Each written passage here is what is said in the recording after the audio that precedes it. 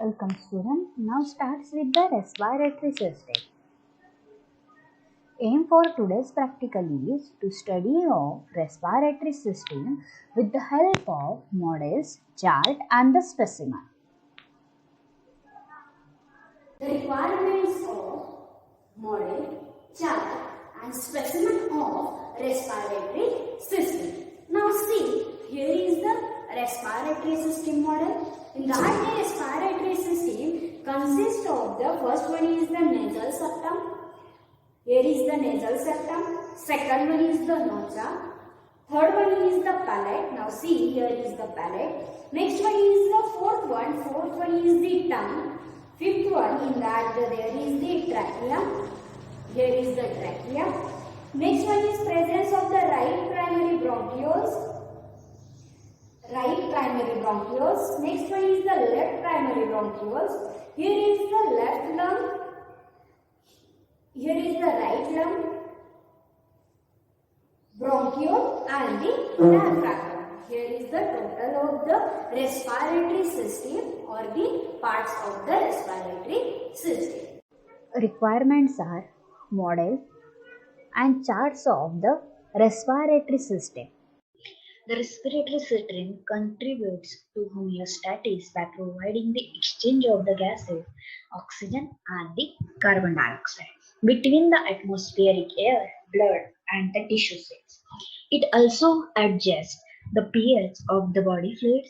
Now the next one is the respiratory system anatomy. The respiratory system consists of the nose, pharynx that is the throat, larynx that is the voice box, trachea which is the windpipe, bronchi and the lungs. Its part can be classified according to their structure and the function. Structurally, the respiratory system consists of the two parts. In that, the first one is the upper respiratory system, which includes the nose, nasal cavity, pharynx, and the associated structures. Second one is the lower respiratory system, include the larynx, trachea, bronchi, and the lungs. The functionality, the respiratory system also consists of the two parts. First one is the conducting zone and second one is the respiratory zone. The conducting zone, which is consists of the series of the interconnecting cavities and the tubes, both outside and within the lungs. These include the nose, nasal cavity, pharynx, larynx, trachea, bronchi, bronchioles, and the terminal bronchioles. Their function is to filter warm and moisten air and conduct it into the lungs. The second one is the respiratory zone, which consists of the tubes and the tissues within the lungs, where the exchange of the gases occurs. These include the respiratory bronchus, alveolar sac, alveolar ducts, and the alveoli, and are the main site of the gas exchange between the air and the blood. These are the diagram of the respiratory system. They include the nose, larynx, trachea, pharynx, bronchus, and the lungs. Now the next one is the breathing and the respiration. Respiration is the exchange of the gases between the atmosphere, blood, and the cells. The combination of three processes is required for the respiration to occur. In that, the first one is the ventilation, that is the breathing. Next one is the external respiration, that is the external pulmonary respiration. And third one is the internal tissue respiration. The cardiovascular system assists the respiratory system by transporting the gases.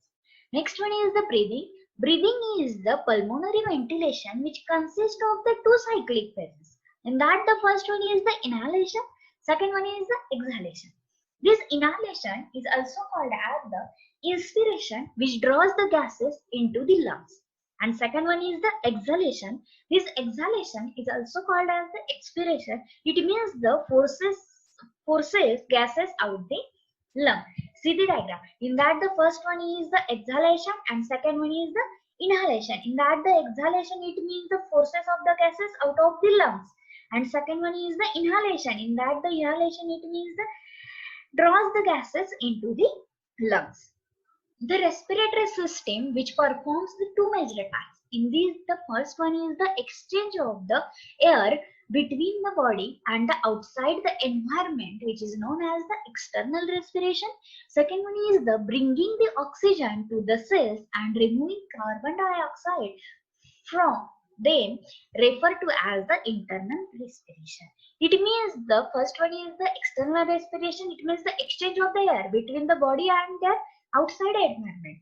And the internal respiration, it means the bringing the oxygen to the cell and remove the carbon dioxide. Next one is the function of the respiratory system. Supplies the body with the oxygen and dispose of the carbon dioxide. Second one is the filter the inspired air. Next one is the produces the sound, contain the receptor for the smell, reads the body of some excess water and heat, which they again help to regulate the blood pH. Now the first is the nose. The nose is the specialized organ that entrance of the respiratory system that consists of the visible external portion and internal portion inside the skull, which is called as the nasal cavity. The external nose is the portion of the nose visible on the face and consists of a supporting framework of the bone and hyaline cartilage covered with the muscle and the skin and lined by a mucous membrane. The frontal bone, nasal bone and the maxilla form the bony framework of the external nose. The components of the cartilaginous framework are the septal nasal cartilage, which forms the anterior portion of the nasal septum, and the lateral nasal cartilage inferior to the nasal bone, and the alar cartilage, which form a portion of the wall of the nostril. It means the nose consists of the bony framework as well as the cartilaginous framework. In that the bony framework, they include the frontal bone, nasal bone and the maxilla. And in the cartilaginous framework, they include the septal nasal cartilage, lateral nasal cartilage and the alar cartilage. Because it consists of the palpebral hyaline cartilage, the cartilaginous framework of the external nose is somewhat flexible. On the under surface of the external nose are two openings, and these openings is called as the external nerve or the nostrils. The interior structure of the external nose have their three functions. In that, the first one is the warming, moistening and filtering the incoming air. Next one is the detecting olfactory stimuli and modifying the speech vibration as they pass through the large hollow resonating chamber. Now the next question is the what is this by the resonance? The resonance refers to a prolonging, amplifying or modifying a sound by the vibration. See, these are the structure of the nerve. In that, the first one is the bony framework. They consist of the frontal bone, nasal bone, and the maxilla. Second one is the cartilaginous framework. They consist of the lateral nasal cartilage, septal cartilage, and the alar cartilage. The nasal cavity is a large space in the anterior aspect of the skull that lies inferior to the nasal bone and superior to the oral cavity. It is lined with the muscles and the mucous membrane. The vertical portion of the nasal septum divides the nasal cavity into the right and the left side. The anterior portion of the nasal septum consists of primarily of the hyaline cartilage. The remainder is formed by the bowman perpendicular plate of the ethmoid, maxilla and the palatine bones. Now the next one is the pharynx. The pharynx or the throat is the funnel-shaped tube which is the 30 cm or 5-inch long. The pharynx lies just posterior to the nasal and the oral cavity, superior to the larynx and just anterior to the cervical vertebra. This cervical vertebra contains the C1 to C7. Its wall is composed of the skeletal muscles and is lined with a mucous membrane.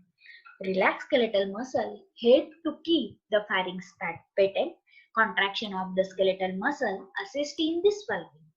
The pharynx function as a passageway for air and the food, provides a resonating chamber for the speech sound and house of the tonsils, which participate in the immunological reaction against the foreign materials. The pharynx can be divided into the three anatomical regions. In that, the first one is the nasopharynx, oropharynx, and the laryngopharynx. The muscles of the entire pharynx are arranged in the two layers, an outer circular layer and inner longitudinal layer. The surface portion of the pharynx is called as the superior portion of the pharynx is called as the nasopharynx, lies posterior to the nasal cavity and extend to the soft palate. The soft palate, which forms the posterior portion of the roof of the mouth, is an arc-shaped muscular portion or the partition between the nasopharynx and the oropharynx that is lined by the mucous membrane. Through the internal nerves, the nasopharynx receive air from the nasal cavity along with the packages of dust-laden mucus. The nasopharynx is lined with pseudostratified ciliated columnar epithelium, and the cilia move the mucus down towards the most inferior part of the pharynx. The nasopharynx also exchanges small amount of the air with the auditory tube to equalize air pressure between the middle ear and the atmosphere. There are the 5 openings in its wall, 2 internal nerves, 2 openings that lead into the auditory or the pharyngotympanic tubes, and the opening into a oropharynx. The intermediate portion of the pharynx is called as the oropharynx, which lies posterior to the oral cavity and extends from the soft palate inferior to the level of the hyoid bone. It has only one opening into it, the focus, the opening from the mouth.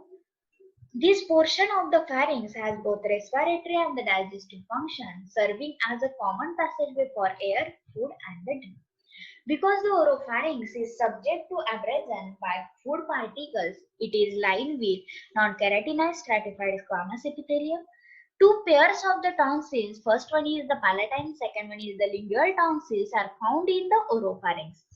The inferior portion of the pharynx is called as the laryngopharynx or the hypopharynx, begins at the level of the hyoid bone. At its inferior end, it opens into esophagus, which is the food tube posteriorly, and the larynx, which is the voice box, anteriorly.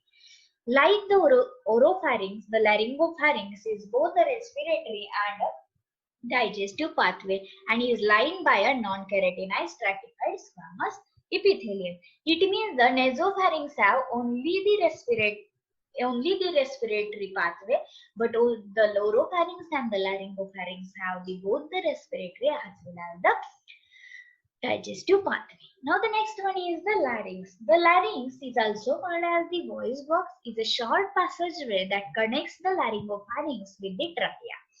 It lies in the midline of the neck, anterior to the esophagus, and the 4th through 6 cervical vertebra. It means the C4 to C6. The wall of the larynx is composed of the 9 pieces of the cartilage. 3 occur singly. They are the thyroid cartilage, epiglottis, and the cricoid cartilage. And the 3 occurs in the pairs. They are the arytenoid, cuneiform, and the corniculate cartilage. Of the pair cartilage, the arytenoid cartilage are the most important because they influence changes in the position and tension of the vocal folds. These are the true vocal cords for the speech. The cavity of the larynx is the space that extends from the entrance into the larynx down to the inferior border of the cricoid cartilage. The portion of the cavity of the larynx above the vestibular fold, which is the false vocal cord, is called as the laryngeal vestibule. The portion of the cavity of the larynx below the vocal folds, which is called as the infraglottic cavity. The thyroid cartilage, which is called as the Adam's apple, consists of 2 fused plates of hyaline cartilage that form the anterior wall of the pharynx and give it a triangular shape. It is present in both the males and the females, but is usually larger in males due to the influence of male sex hormones on its growth during the puberty.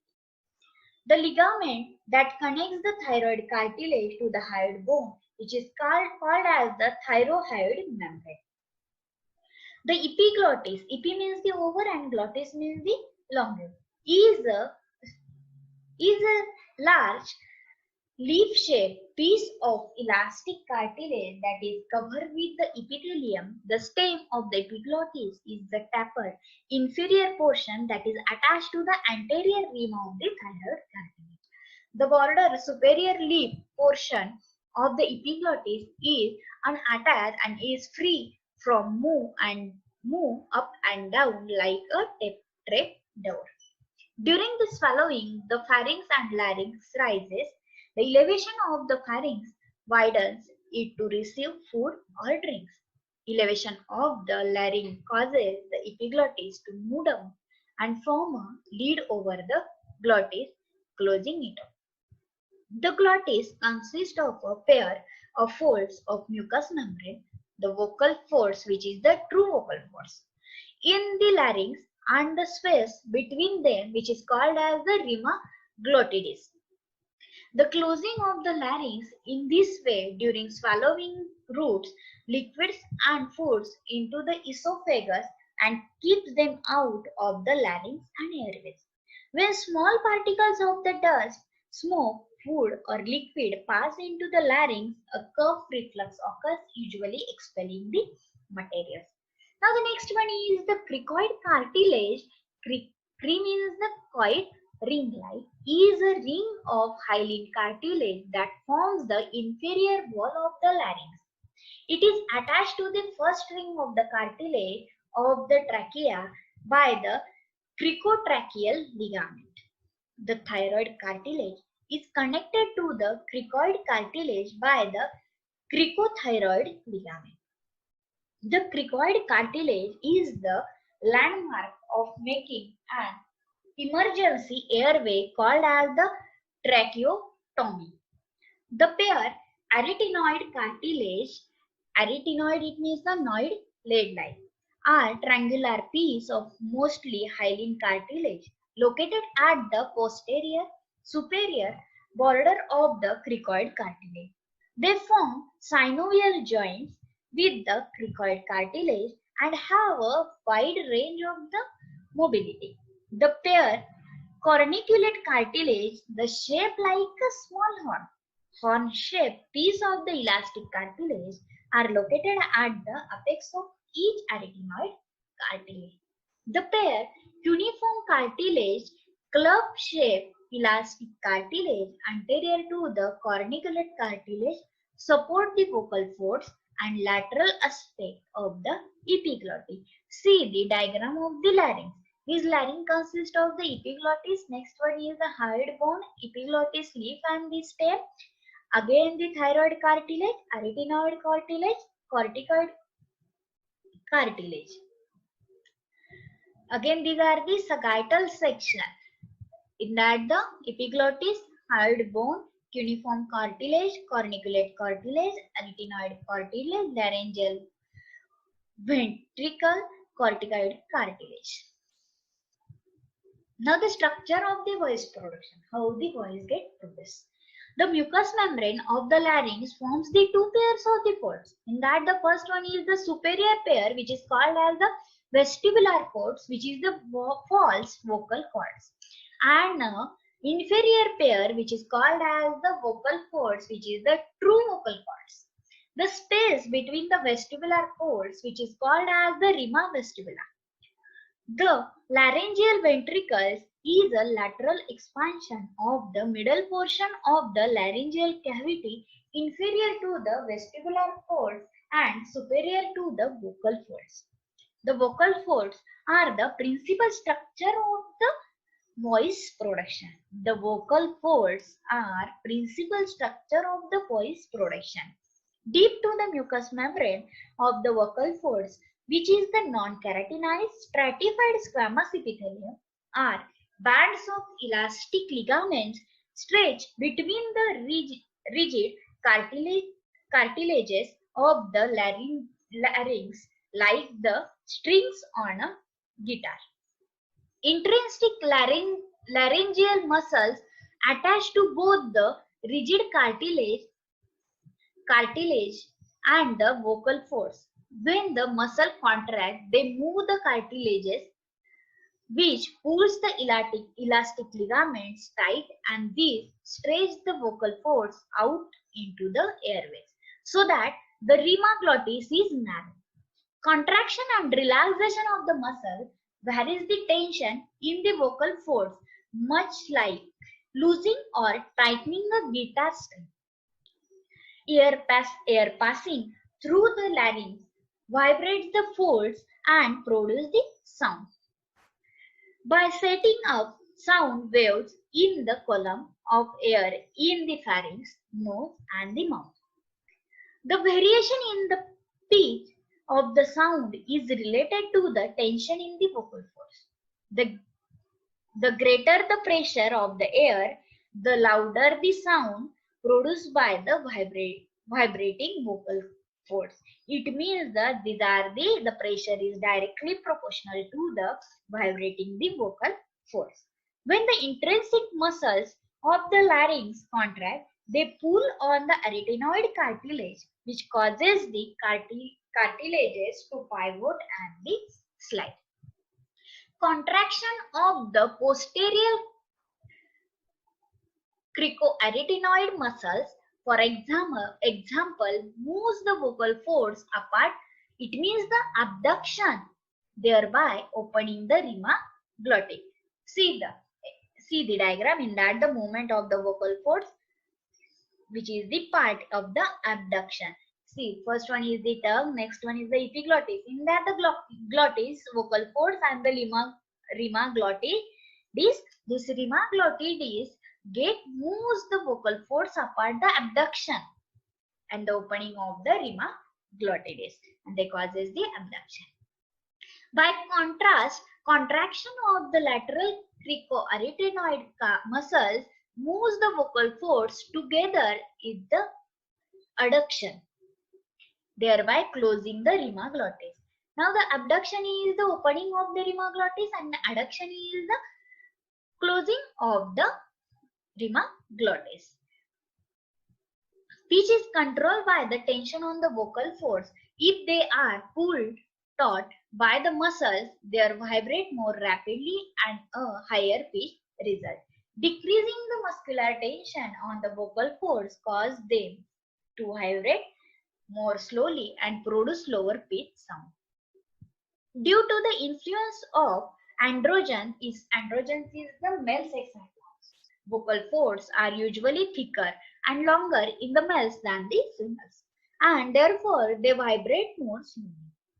This is why a man's voice generally has a lower range of pitch than that of a woman or the female. Sound originates from the vibration of the vocal folds, but the other structures are necessary for converting the sound into the recognizable speech. The pharynx, mouth, nasal cavity, and paranasal sinus all act as resonating chamber that give the voice its human and individual quality. We produce the vowel sound by constricting and relaxing the muscles in the wall of the pharynx. Muscles of the face, tongue, and lips help us enunciating words. Whispering is accomplished by closing all but the posterior portion of the rima glottis. Because the vocal folds do not vibrate during whispering, there is no pitch to this form the speech. However, we can still produce intelligible speech while whispering by changing the shape of the oral cavity as a NQT.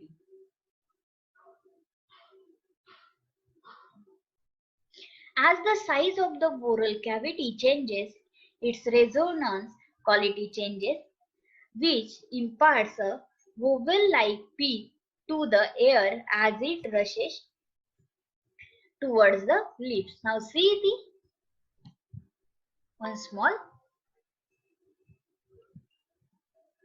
Now the next one is the trachea. The trachea or the windpipe is the tubular passageway for air that is about the 12 cm, 5 inch long and 2.5 cm or the 1 inch in diameter. It is located anterior to the esophagus and extends from the larynx to the superior border of the fifth thoracic vertebra, where it is divided into the right and the left primary bronchi.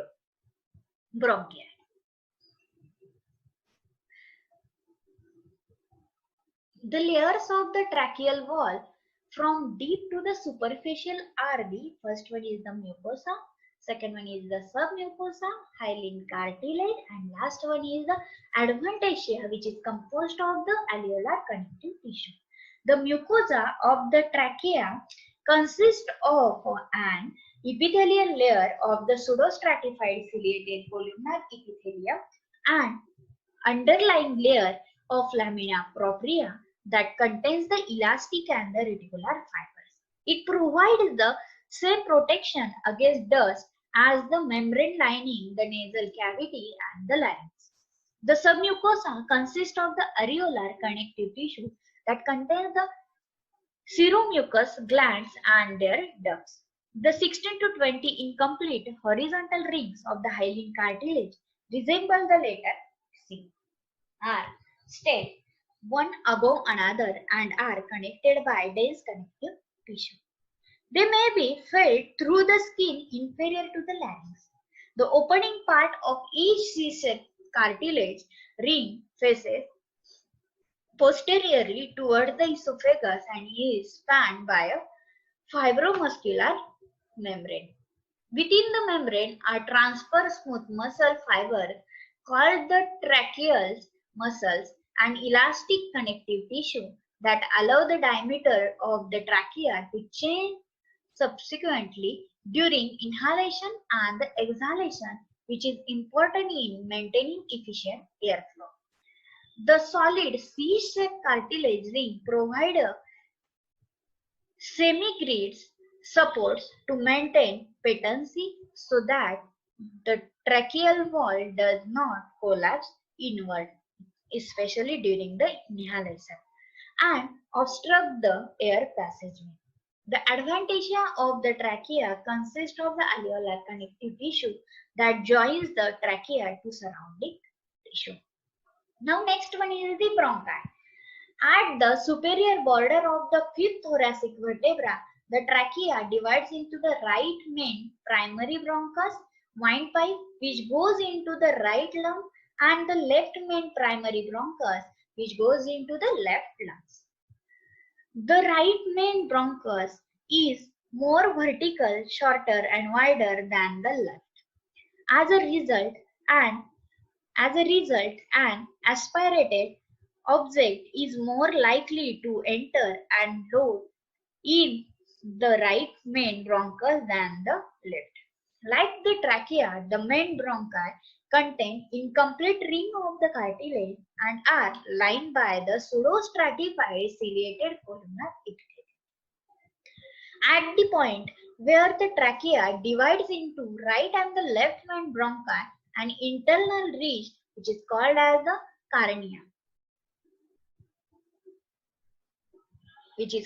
the carina, is formed by a posterior and somewhat inferior projection of the last tracheal cartilage.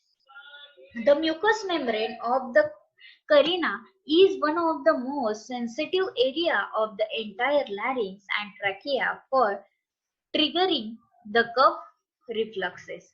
On entering the lungs, the main bronchi divided from form small bronchi, the lobar or the secondary bronchi, one of each lobe of the lungs. The right lungs has three lobes. The left lungs has two.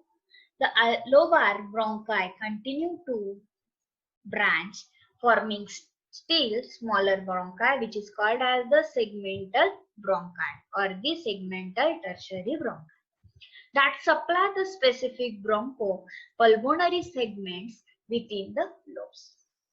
The segmental bronchi then divided into the bronchioles. The bronchioles in turn branch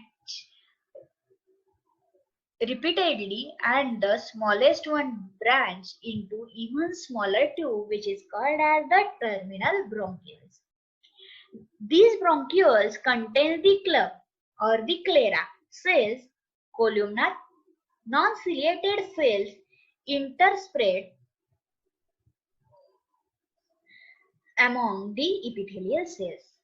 Club cells may protect against harmful effect of inhaled toxins and the carcinogens, produce surfactant and function as stem cells which is the reverse cells which give rise to various cells of the epithelium. The terminal bronchioles represent the end of the conducting zone of the respiratory system. This extensive branching from the trachea through the terminal bronchioles resembles an inverted tree and is commonly referred to as the bronchial tree. Now the next one is the most important is the lungs. The lungs, which is the lightweight because they float. They are the pair cone-shaped organs in the thoracic cavity. They are separated from each other by the heart and other structure of the mediastinum, which divides the thoracic cavity into the two anatomical distinct chambers. Each lung is enclosed and protected by a double layer serous membrane and is called as the pleural membrane. The superficial layer, which is called as the parietal pleura, line the wall of the thoracic cavity. The deep layer, the visceral pleura, cover the lungs themselves. Between the visceral and the parietal pleura is a small space, the pleural cavity, which contains a small amount of the lubricating fluid which is secreted by the membrane. This pleural fluid reduces the friction between the membranes, allowing them to slide easily over one another during the breathing. Pleural fluid also causes the two membranes to adhere to one another. Just and film of water cause two glass microscope slide to stick together. A phenomenon is called as the surface tension. Separate pleural cavities surround the left and the right lungs. Inflammation of the pleural membrane, called as the pleuritis, may in its early stage cause pain due to the friction between the parietal and the visceral layer of the pleura. If the inflammation persists, excess fluid accumulates in the pleural cavity, a condition which is known as the pleural effusion. The lungs almost fill the thorax.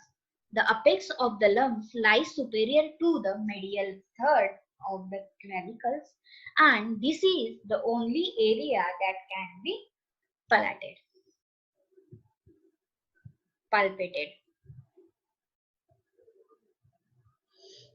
See, these are the visceral pleura, parietal pleura, and the pleural cavity. Between the visceral and the parietal pleura is a small space, the pleura. Now the next one is the lobes, fissures and the lobules of the lungs. One or two fissures divide each lungs into the lobes. Both the lungs have an oblique fissure which extend inferiorly and anteriorly. The right lungs also has the horizontal fissure. The oblique fissures in the left lung separate the superior lobe from the inferior lobe. In the right lung, the superior part of the oblique fissure separates the superior lobe from the inferior lobe. The inferior part of the oblique fissure separates the inferior lobe from the middle lobe, which is bordered superiorly by the horizontal fissures. Each lobe receives its own lobular bronchus. Thus, the right main bronchus gives rise to three lobar bronchi, which is called the superior, middle, and the inferior lobar bronchi. And the left main bronchus gives rise to superior and the inferior lobar bronchi. Within the lungs, the lobar bronchi gives rise to the segmental bronchi, which are constant in both origin and the distribution. There are 10 segmental bronchi in each lung. The segment of lungs tissue that each segmental bronchus supplies is called as the bronchopulmonary segment. Each bronchopulmonary segment of the lung has many small compartments, and these compartments are called as the lobules. Each lobule is wrapped in an elastic connective tissue and contains the lymphatic vessels and arteriola, a venule, and a branch form a terminal bronchiole. The terminal bronchioles subdivide into the microscopic branches, which is called as the respiratory bronchioles. They also have alveoli budding from their wall. Alveoli participate in exchange of gases, and thus respiratory bronchioles begins the respiratory zone of the respiratory system. As the respiratory bronchioles penetrate more deeply into the lungs, the epithelial lining changes from simple cuboidal to simple squamous. Respiratory bronchioles in turn subdividing into the several, it means the 2 to 11 alveolar ducts, which consist of the simple squamous epithelium. Now next one is the alveoli. Around the circumference of the alveolar ducts are numerous alveoli and the alveolar site. The alveolus is a cup-shaped outpouching lined by a simple squamous epithelium and supported by a thin elastic basement membrane. An alveolar sac consists of 2 or more alveoli that share a common opening. The wall of the alveoli consists of 2 types of the alveolar epithelium cells. The more numerous type 1 alveoli, which is the squamous pulmonary epithelial cell, that are simple squamous epithelial cells that form a nearly continuous lining of the alveolar wall. Now the next one is the type 2. Type 2 alveolar cells, also called the septal cells, are fewer in number and are found between the type 1 alveolar cell. See the diagram in that the bronchioles and the air sac.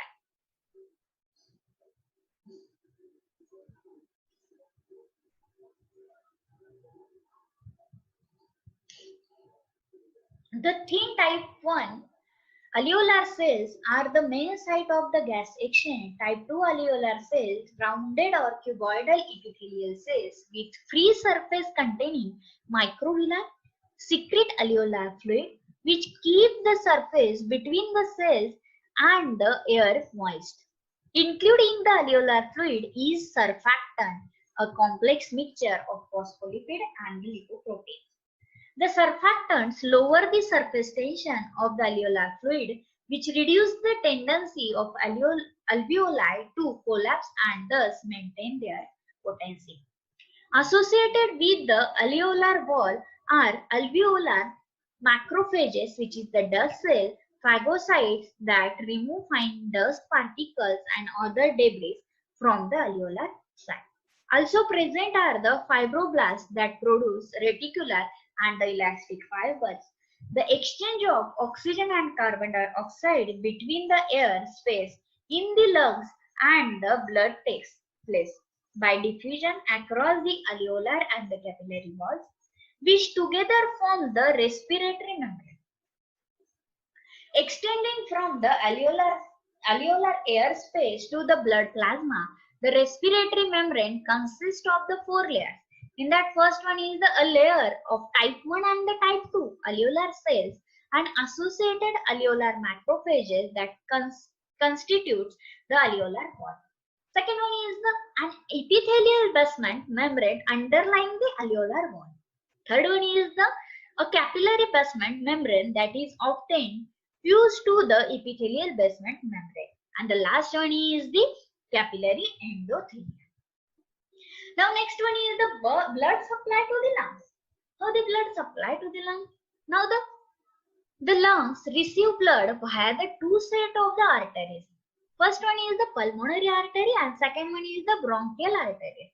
Deoxygenated blood passes through the pulmonary trunk which divide into the left pulmonary artery that enters the left lungs and the right pulmonary artery that enters the right lung. The pulmonary arteries are the only arteries in the blood that carry the deoxygenated blood. Return of the oxygenated blood to the heart occurs by way of the four pulmonary veins which drain into the left atrium. A unique feature of the pulmonary blood vessels is their constriction in response to localized hypoxia. It means the lower of the oxygen level. In all other body tissues, hypoxia causes dilation of the blood vessels to increase blood flow. In other lungs, however, vasoconstriction in response to hypoxia diverts pulmonary blood from poorly ventilated areas of the lungs to well ventilated region for more efficient gas exchange. This phenomenon is known as the ventilation perfusion coupling. Because of the perfusion, it means the blood flow to each area of lungs matches the extension of the ventilation. Ventilation, it means the airflow to alveoli in that area. Bronchial arteries which branch from the aorta deliver oxygenated blood to the lungs. This blood mainly perfuses the muscular wall of the bronchi and the bronchioles. Connection do exist between branches of the bronchial arteries and the branches of the pulmonary arteries. However, most blood returns to the heart via the pulmonary vein. Some blood drains into the bronchial veins, branches of the azygos system, and return to the heart via the superior vena cava. Now the next one is the pulmonary ventilation, and this pulmonary ventilation is also called as the mechanism of the breathing.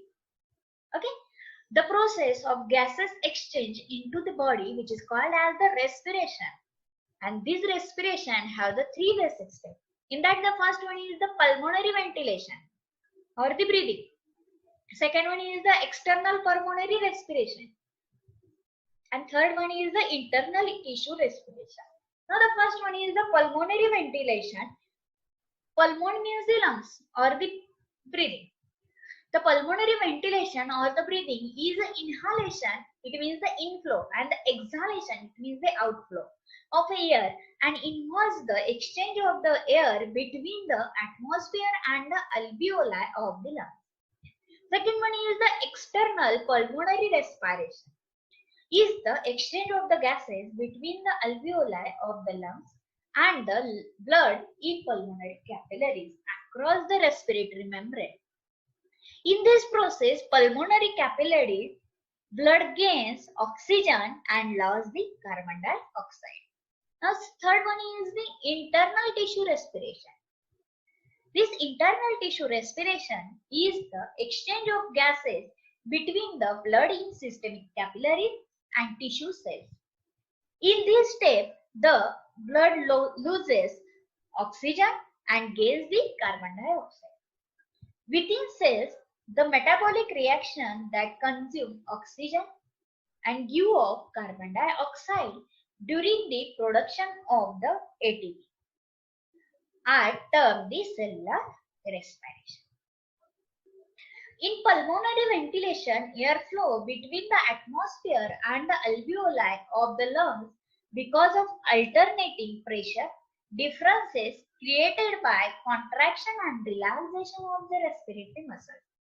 The rate of airflow and the amount of effort needed for breathing are also influenced by alveolar surface tension, compliance of the lung, and the airway resistance.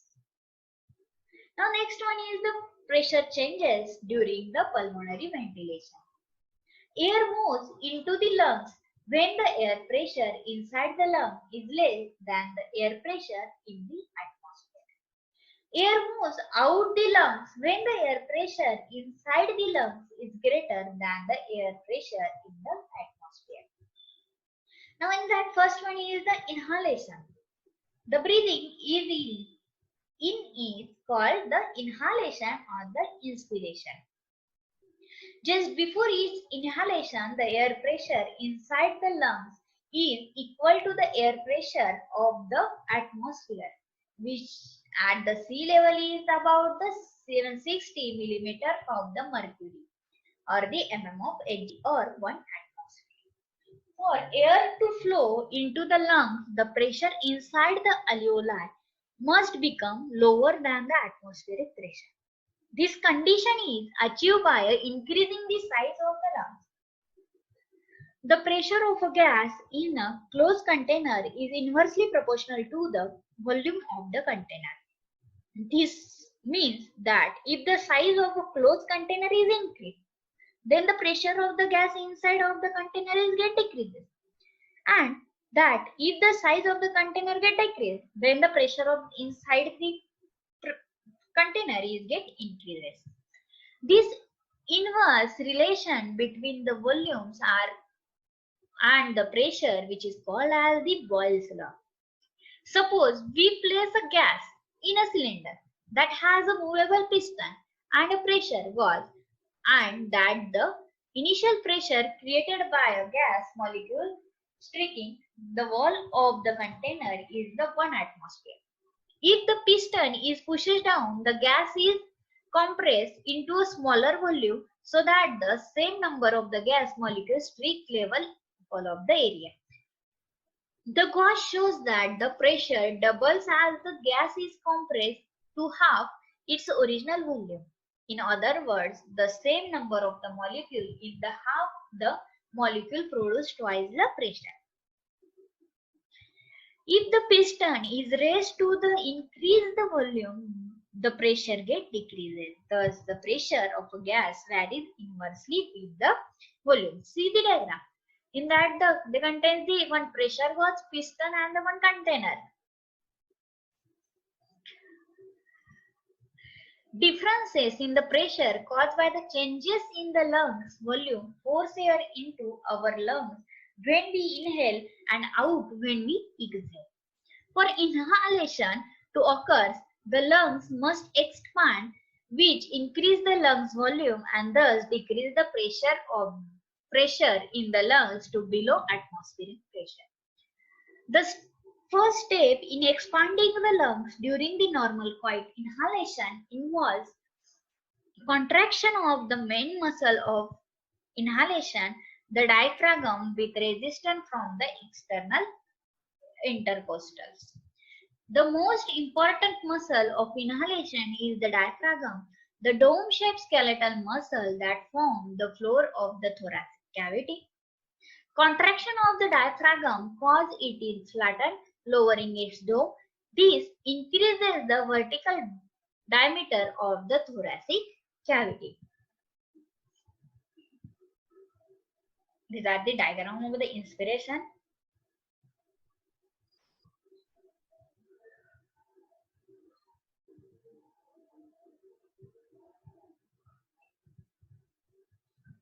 Next one is the exhalation. Breathing out, which is called as the exhalation or the expiration, is also due to the pressure gradient, but in this case the gradient is in the opposite direction. The pressure in the lungs is greater than the pressure of the atmosphere. Now the next one is the mechanism of the respiration. The exchange of the oxygen and carbon dioxide. The exchange of oxygen and carbon dioxide between the alveolar air and the pulmonary blood occurs via passive diffusion, which is governed by the behavior of the gases as described by the two gas laws. First one is the Dalton's law and the Henry's law. Now the first question is what is meant by the passive diffusion? Passive diffusion, it means the transportation of the molecules from the concentration gradient, and the concentration gradient is the transportation of the molecule from the higher concentration to the lower concentration. Now the first one is the Dalton's law is important for understanding the how gases move down their pressure gradient by diffusion, and Henry's law helps to explain how the solubility of a gas is related to its diffusion. It means the Dalton's law is important for the pressure gradient. And second one is the Henry's law, which is for the solubility of the gases. Now first one is the gas law by the Dalton's law and the Henry's law. According to the Daltons, each gas in a mixture of gases exerts its own pressure as if no other gases were present. The pressure of a specific gas in a mixture is called as the parietal pressure. The subscript is the chemical formula of the gas. The total pressure of the mixture is calculated simply by adding all the parietal pressure. Now see, this atmospheric air is a mixture of the gases.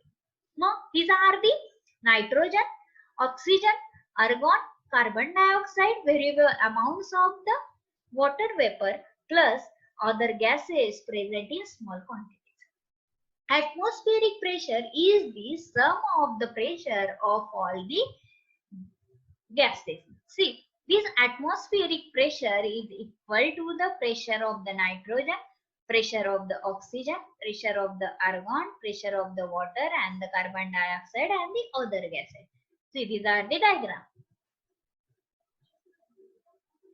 Henry's law states that the quantity of a gas that will dissolve in a liquid is proportional to the parietal pressure of the gas and its solubility. In body fluids, the ability of a gas to stay in solubility is greater when its parietal pressure is higher and when it has a high solubility in water. The higher the parietal pressure of a gas over a liquid and the higher the solubility, the more gas will stay in solution. In comparison to oxygen, much more carbon dioxide is dissolved in blood plasma because the solubility of carbon dioxide is 24 times greater than that of the oxygen. Now the next one is the external and the internal respiration. External and the internal respiration. Now the first one is the external respiration. This external respiration or the pulmonary gas exchange is the diffusion of oxygen from air into the alveoli of the lungs to the blood in the pulmonary capillaries and the diffusion of the carbon dioxide in the opposite direction. External respiration in the lungs convert the deoxygenated blood. It means the depleted of some oxygen coming from the right side of the heart into the oxygenated blood. Oxygenated blood is the saturated with the oxygen that returns to the left side of the heart. As blood flows through the pulmonary capillaries, it picks up oxygen from alveolar air and unloads carbon dioxide into the alveolar air. Although this process is commonly called as the exchange of gases, which each gas diffuses independently from the area where its parietal pressure is higher to the area where its parietal pressure is lower. Oxygen diffuses from alveolar air where its parietal pressure is 105 mm of Hg into the blood in pulmonary capillaries where oxygen is only 40 mm of Hg in a resting person. If you have been exercising, the oxygen will be even lower because contracting muscle fibers are using more oxygen. Diffusion continues until the oxygen of the pulmonary capillary blood increases to match the oxygen of alveolar air, which is the 105 mm of Hg.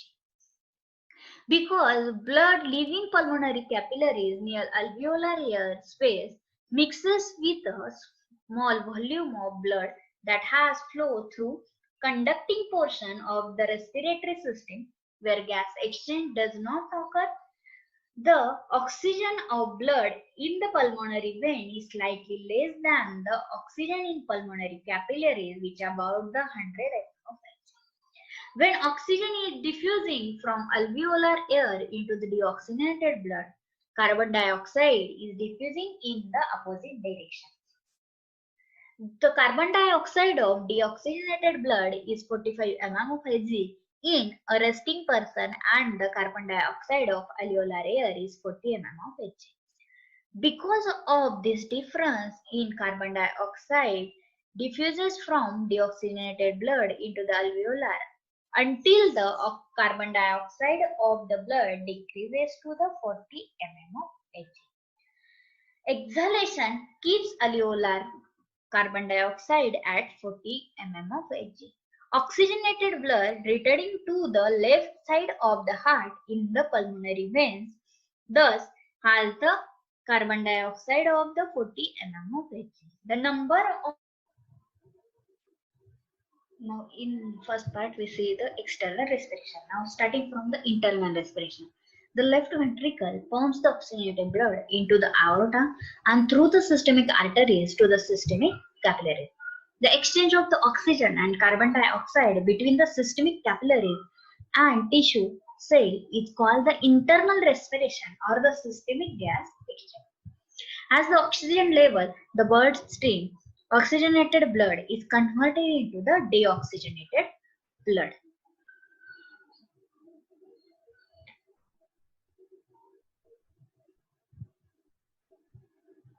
Unlike external respiration, which occurs only in the lungs, the internal respiration occurs in the tissue throughout the body. It means the external respiration occurs only in the lung, and internal respiration occurs tissue present in the overall the body.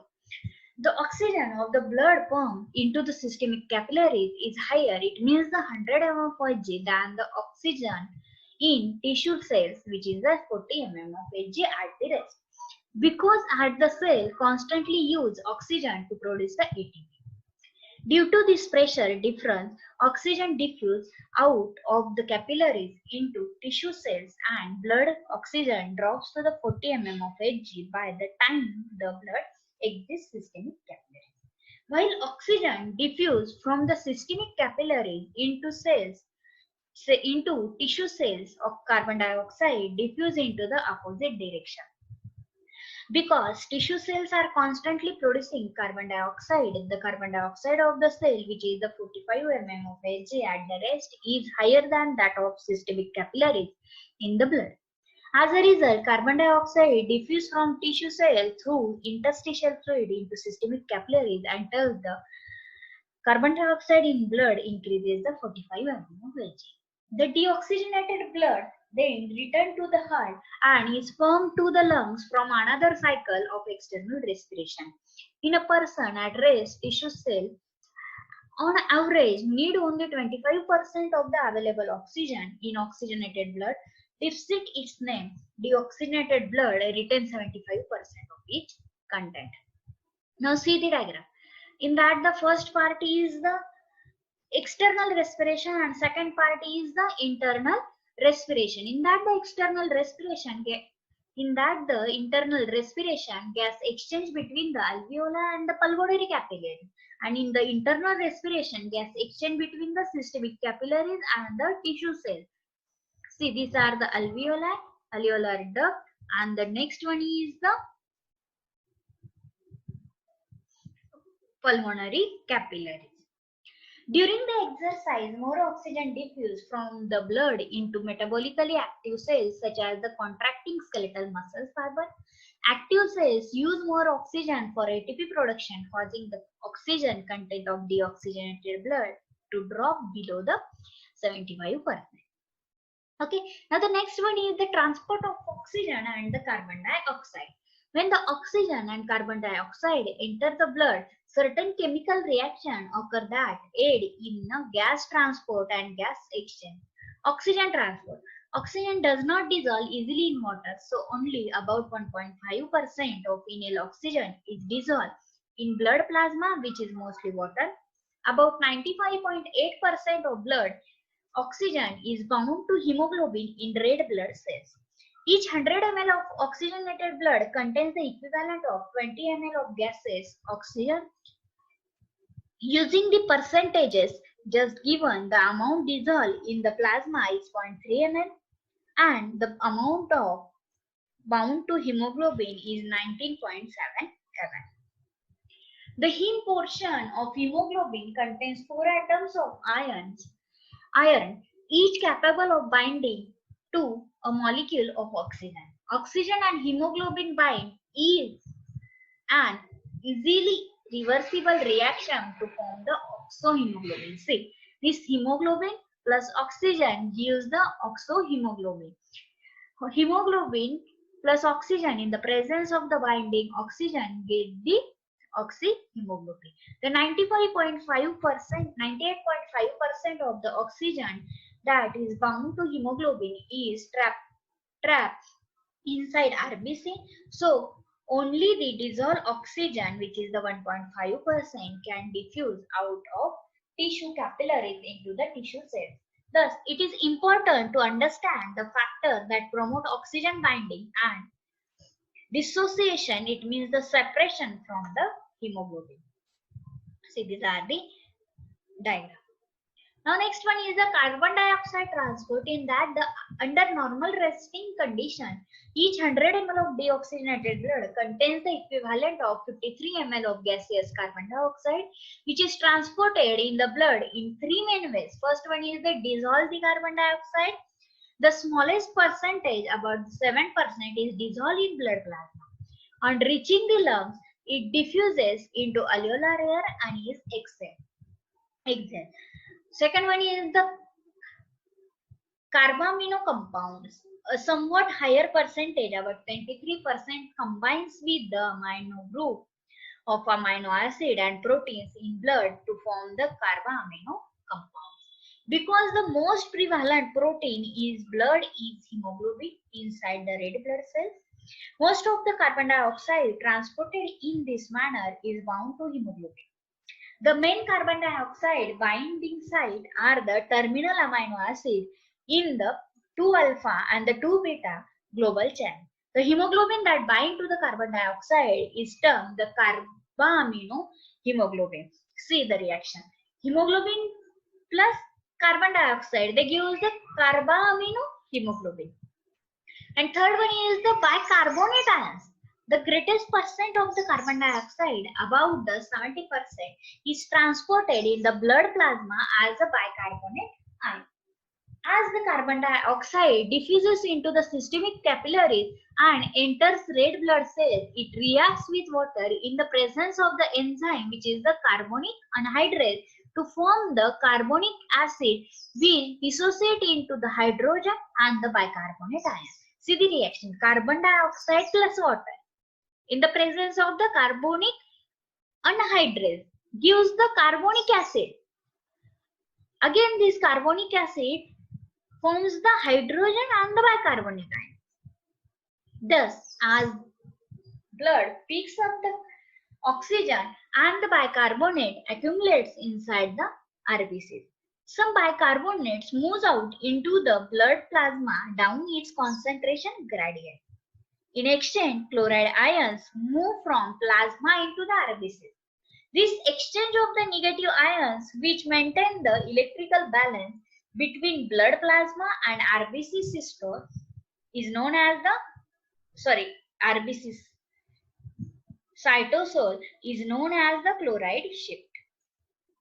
The net effect of this reaction is that carbon dioxide is removed from tissue cells and transported in the blood plasma as the bicarbonate. As the blood passes through pulmonary capillaries in the lungs, all of these reactions result at carbon dioxide is exhaled. Now see the diagram. First one is the exchange of oxygen and carbon dioxide in pulmonary capillary, which is the external respiration, and second one is the exchange of the oxygen and carbon dioxide in systemic capillaries, which is the internal respiration. Now this is the difference between external and internal respiration.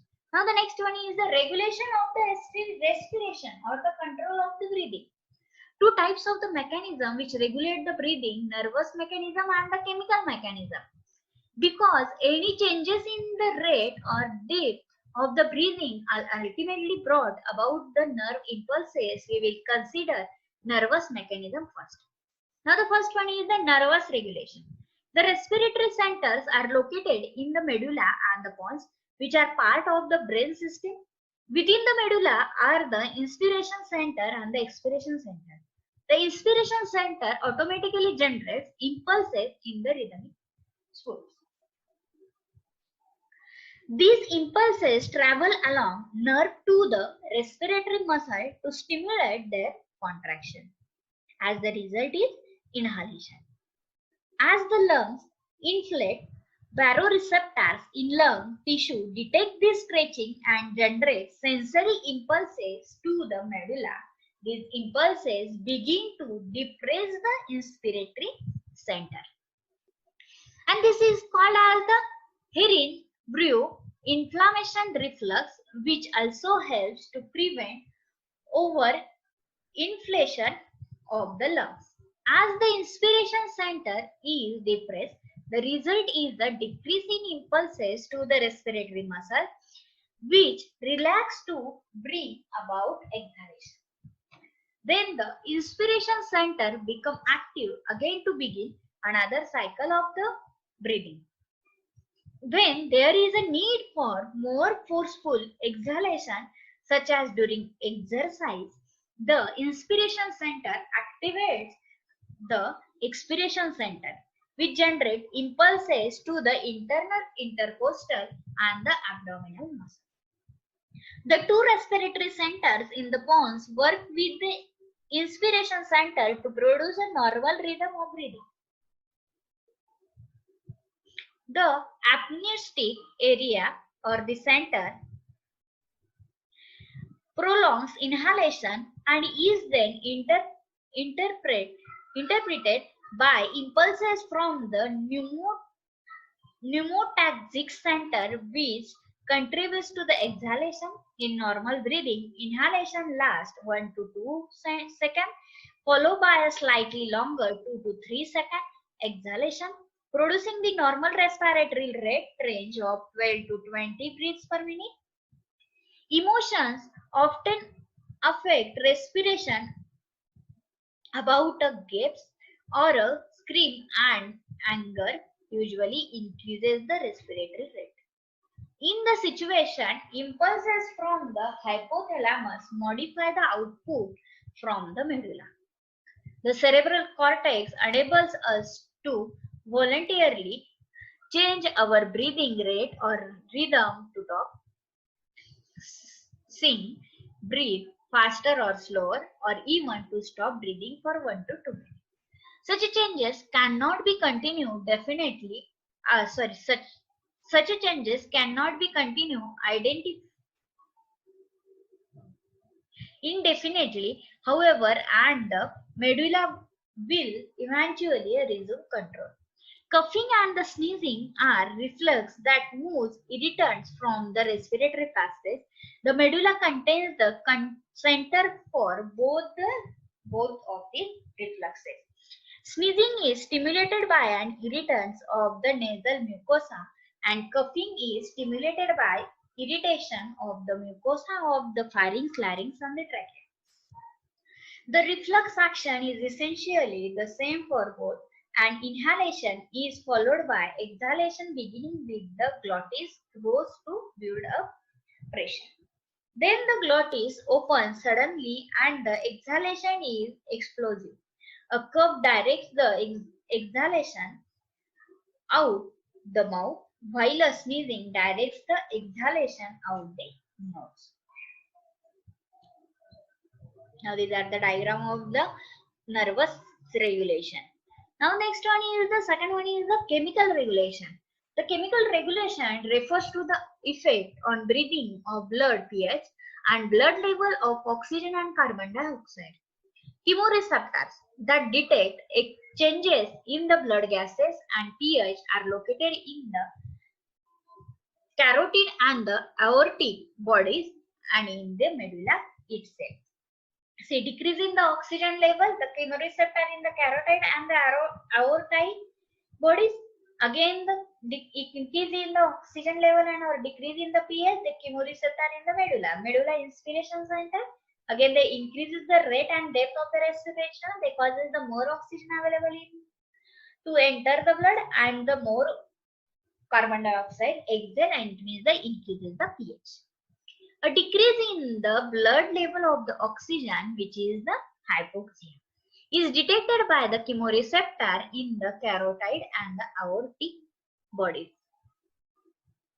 The sensory impulses generated by these receptors travel along the glossopharyngeal and the vagus nerve to the medulla, which respond by increasing respiratory rate or the depth. This response will bring more air into the lungs so that more oxygen can diffuse into the blood to correct the hypoxic state.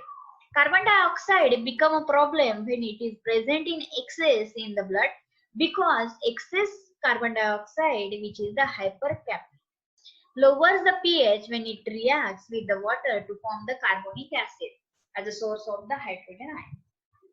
That is, excess carbon dioxide makes the blood or other body fluids less alkaline or the acidic. The medulla contains the chemoreceptors that are very sensitive to changes in the pH, especially the decreases. If accumulating carbon dioxide levels the blood pH, the medulla respond by increasing the respiration. This is not for the purpose of inhaling, but rather to exhale more carbon dioxide to raise the pH back the normal. Now next one is the lungs volume and the capacity. Most important question for 5 marks. Okay. At the rest, a healthy adult averages 12 breaths a minute. With each inhalation and exhalation, move about 500 ml of air into and out of the lungs.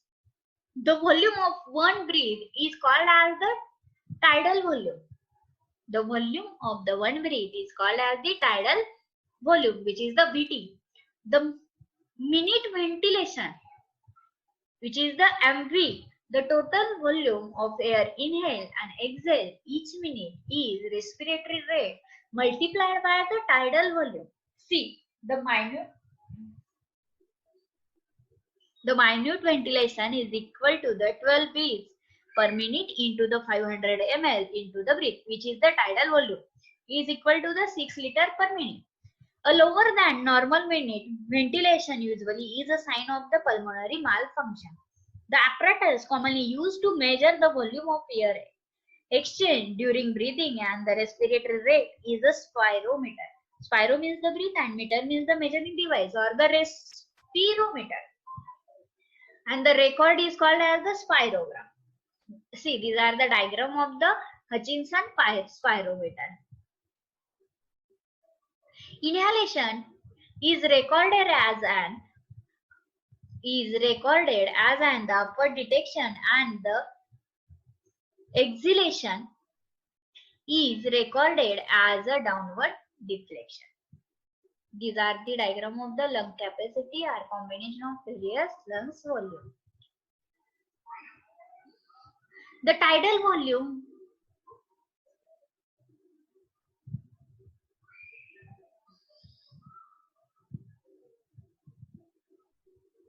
The tidal volume varies from one person to the another in the same person at different times. In a typical adult, about 70% of the tidal volume, which is 350 ml, actually reaches the respiratory zone of the respiratory system. The respiratory bronchioles, alveolar duct, alveolar sac, and the alveoli and the participate in the external respiration. The other 30%, it means the 150 ml, remaining in the conducting airways of the nose, pharynx, larynx, trachea, bronchi, bronchioles, and the terminal bronchioles. Collectively, the conducting airways with air that does not undergo respiratory exchange are known as the anatomical or the respiratory dead space. Not all of minute ventilation can be used in gas exchange because some of it remain in the anatomic dead space. Now next one is the alveolar ventilation rate. Is the volume of air per minute that actually reaches the respiratory zone. In the example just given, alveolar ventilation rate would be is equal to the 350 ml per breath, 350 ml per breath into 12 breaths per minute is equal to the 4200 ml per minute. By taking a very deep breath, you can inhale a good deal more than the 500 ml. This additional inhaled air, which is called as the inspiratory reserve volume, is about 3100 ml in an adult male and 1900 ml in an average adult female. The extra 12,000 ml in males and 700 ml in females is called as the expiratory reserve volume. The forced expiratory volume is 1 second, which is considered as the FEP, is the volume of air that can be exhaled from the lungs in 1 second with maximal effort following a maximal inhalation. Typically, the chronic obstructive pulmonary disease, it means the COPD, greatly reduce the forced expiratory volume because the chronic obstructive pulmonary disease increases the airway resistance. Even after the expiratory reserve volume is exhaled considerably, air remains in the lungs because the subatmospheric intrapleural pressure keeps the alveoli slightly inflated and some air remains in the non-collapsible airway. This volume, which cannot be measured by spirometry, is called as the residual volume and the amount to about 12,000 ml in males and 11,000 ml in females.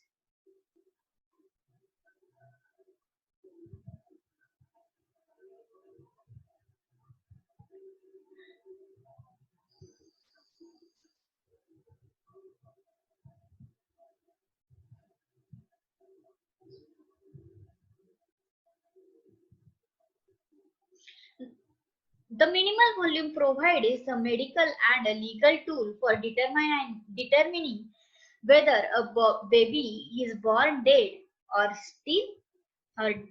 stillborn or died after birth. The presence of minimal volume can be demonstrated by placing a piece of lungs in water and observing it floats. Fetal lungs contain no air, so the lungs of a stillborn baby will not float in water. Lung capacity are combination of specific lungs volume. Now the first one is the next is the artificial respiration and the respiration method. When the lungs stop the functioning or sudden stoppage of the breathing. Artificial respiration, any measure that cause air to flow in and out of a person's lungs when natural breathing is inadequate or the cases. Now the next one is the causes of the artificial respiration, which is the electrical shock, anesthesia, gas poisoning, smoke inhalation, myasthenia gravis, and the drugs. Now the types in that the first one is the manual and second one is the mechanical. Now see the first one is the manual, or also can be called as the emergency method. In that the first method is the mouth-to-mouth method. In that the subject is laid in the supine position with the extended head. The operator sits by the side of the subject head. Again, the operator holds the lower jaw of the subject by one thumb and index finger and clamps the nostrils with the other thumb and the index finger. Next is the operator then keeps his mouth over the subject mouth and exhale forcefully, which cause inflation of the lungs and the thorax. The operator then takes off his mouth and the process is repeated 10 to 20 times per minute. It is the positive pressure breathing. This is the first method, mouth to mouth. See, these are the diagrams. Now second is the Schaeffer's method, which is called as the prone pressure method. In that the subject is laid in prone position and a small pillow is placed underneath the chest and the epigastrium. The head is turned to one side. The operator kneels down by the side of the subject facing towards his head. Two hands are placed on the two sides of the lower part of the chest and then the operator slowly puts his body weight, leaning forwards and pressing up the lungs of the subject. Intra-abdominal pressure rises, the diaphragm is pushed up and air is forced out of the lungs. After this, the operator releases the pressure and comes back to his original erect position. The abdominal pressure falls, diaphragm descends, and air is drawn in. These movements are repeated about 12 times a minute, roughly the normal rate of the respiration. The advantage of this method is that the patient, being in the prone position, mucus or saliva comes out of the mouth and cannot obstruct his airways.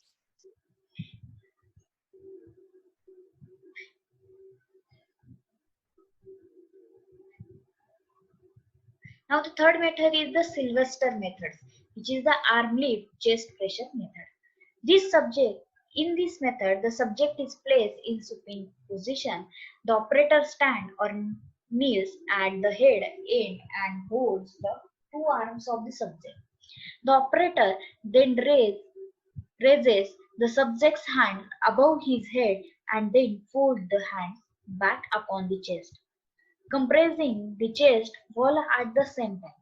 Such movements alternately increase and decrease the thoracic cavity, thus drawing in and pushing out air from the lungs. This method is most commonly used in the operation theatre or in the other accidents. The tongue should be kept pulled out and the mucus from the mouth cavity should be wiped out from time to time. In drawing case, the water in the lungs must at first be drained out by holding the subject upside down or revolving the subject by holding his legs. After this, the subject should be given artificial ventilation. Respiratory level and volume during the artificial method has been checked. These are the arm lift chest pressure method. These are the artificial lung ventilation and this graphical representation. Now the next one is the Olger-Nielsen method. Okay, these are called as the arm lift back pressure method. The subject is placed in the prone position with the arms abducted at the shoulders and elbows remaining flexed. The face is turned to one side and rests on the hand. The mouth is clean after wiping out mucus, fluid, etc. from it. The operator kneels down in front of the subject facing towards the head. Two hands are placed on the two sides of the back of the chest with the thumbs and fingers spread apart. Then the operator put his body weight leaning forward upon the subject's back. This compresses the chest and helps in expiration. The subject arms towards by holding them above the elbows. This helps in natural inspiration and this process is repeated by the 10 to 12 times per minute. Now next method is the instrumental or the mechanical method. In that instead of a human operator, machines are used. The advantage is that it can be carried on for a good length of time, whereas the human operates is like to be fatigued. The machine is generally work on the two principles.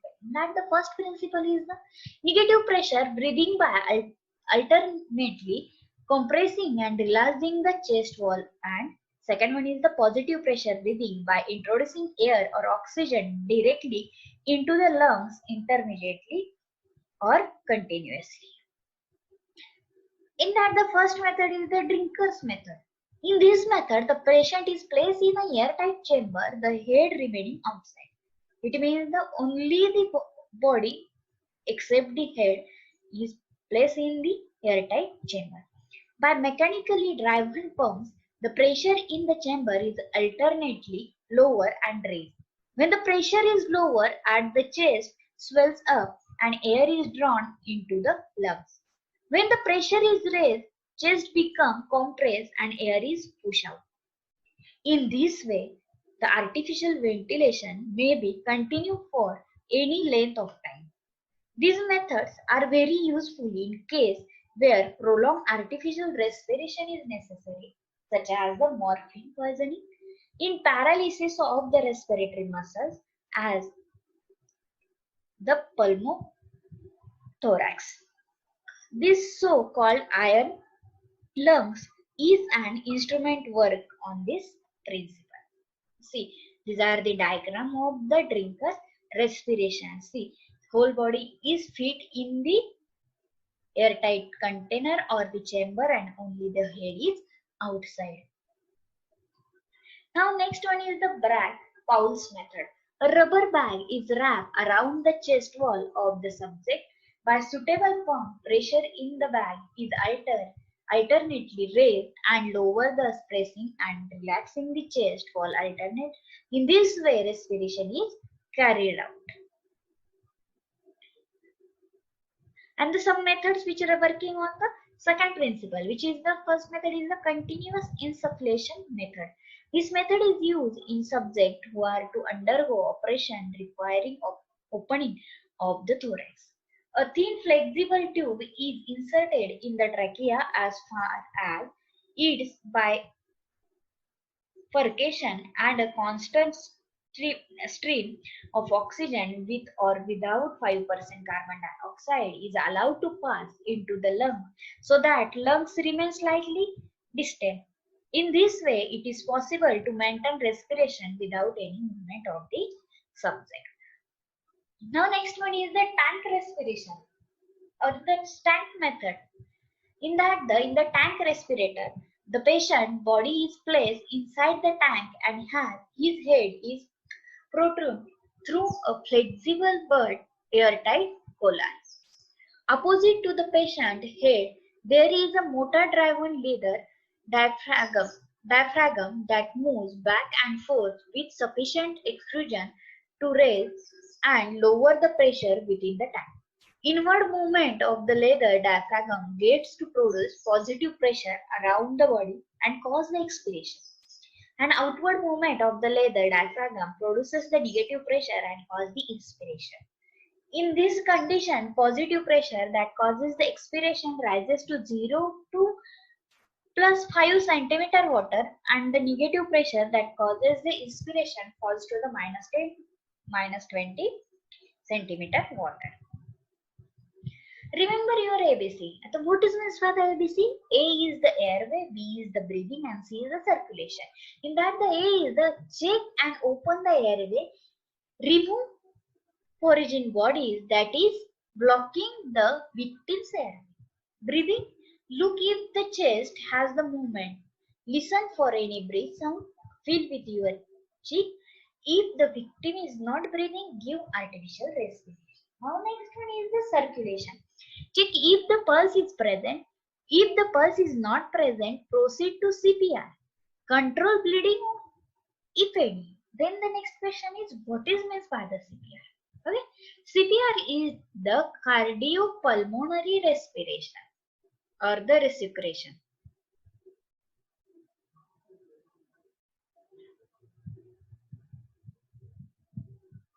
Cardiopulmonary respiration is a life-saving technique useful in many emergencies, including the heart attack or near drowning, in which someone's breathing or the heartbeat has stopped. Cardiopulmonary resuscitation is a technique of basic life support for oxygenating the brain and the heart until appropriate definite medical treatment can restore normal heart and the ventilatory action. To maintain an open and clear airway, it means the A. To maintain breathing by external ventilation, it is the B. To maintain blood circulation by external cardiac massage is the C. To save life of the patient, to provide basic life support till medical and advanced life support arrive. Now the principle of CPR. To restore effective circulation and ventilation, to prevent irreversible cerebral damage due to the anoxia, when the heart fails to maintain the cerebral circulation for approximately 4 minutes, the brain may suffer invisible damage. Now the procedure performed to restore the circulation of oxygenated blood after a sudden pulmonary and or cardiac arrest. Now the next is the chest compression and pulmonary ventilation performed by anyone who knows how to do it anywhere, immediately, without any other equipment. It is the without mechanical method. It is the manual method. Now see, approach safely, check response, shout for help, open airway, check breathing, call 108, 30 chest compression and 2 request breathe. Approach safely. Next one is the check response. Shake shoulder gently, ask you are right. If he respond, leave as you find him. Find out what is wrong. Recess regularly. Shout for help. Open the airways. Head tilt and chin lift. Again the no need for finger sweep. Open airway. Head tilt, chin lift and jaw thrust. Check breathing. Call 108, 30 chest compression.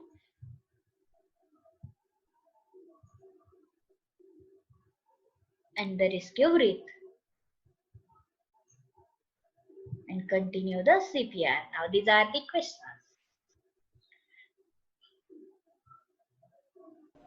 Result of today's practical is the respiratory system with the help of models, chart and the specimen was studied. Thank you.